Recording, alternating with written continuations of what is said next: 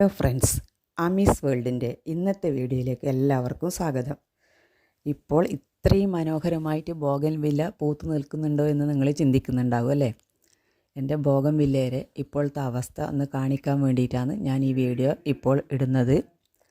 ബോഗൻവില്ലകളെല്ലാം നശിച്ചു പോയിട്ടാണുള്ളത്. വേനൽക്കാലത്ത് നല്ലപോലെ പൂക്കൾ തന്നുകൊണ്ടിരുന്നതാണ്. അപ്പം പൂക്കൾ കിട്ടിക്കൊണ്ടിരിക്കേണ്ട സമയത്താണ് നമുക്കെല്ലാവർക്കും മഴ വന്നത്. നിങ്ങൾക്കറിയാം, ഞങ്ങളുടെ ഈ ഭാഗത്തല്ല, അതിന് മുമ്പേ ഓരോരോ മഴ വന്നുകൊണ്ടേ ആദ്യം മുതലേ മഴ വന്നുകൊണ്ടേ ഇരിക്കുന്നുണ്ടായിരുന്നു. അപ്പോൾ ഈ പെട്ടെന്ന് വന്ന മഴയിൽ ചെടികളെല്ലാം മഴയത്താവുകയും അങ്ങനെ ഇപ്പം മഴ കഴിഞ്ഞതിന് ശേഷം ചെടികളെല്ലാം നശിച്ച പോലെയാണ് ഉള്ളത്. പക്ഷെ ആ മഴ പെയ്യുന്ന സമയത്ത് ഒന്നും സംഭവിച്ചിട്ട് ഇതുപോലെ ഇലകളെല്ലാറ്റിലും നിറഞ്ഞു നിൽക്കുന്നുണ്ടായിരുന്നു.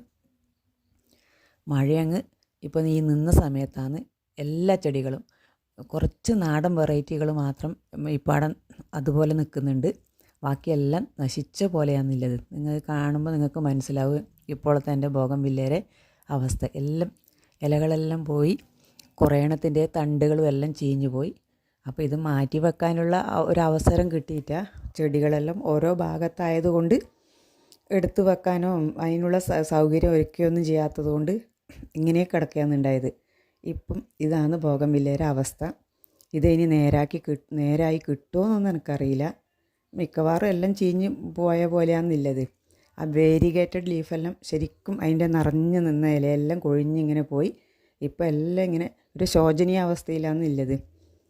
നിങ്ങളെ ആർക്കെങ്കിലും ഇങ്ങനത്തെ ഒരു അനുഭവം ഉണ്ടായിട്ടുണ്ടോ?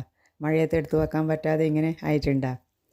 എൻ്റെ ഈ വീഡിയോ നിങ്ങൾക്ക് കണ്ടിട്ട് നിങ്ങൾക്ക് ഇഷ്ടപ്പെട്ടുമെങ്കിൽ ഒന്ന് സപ്പോർട്ട് ചെയ്ത് സഹകരിക്കണേ.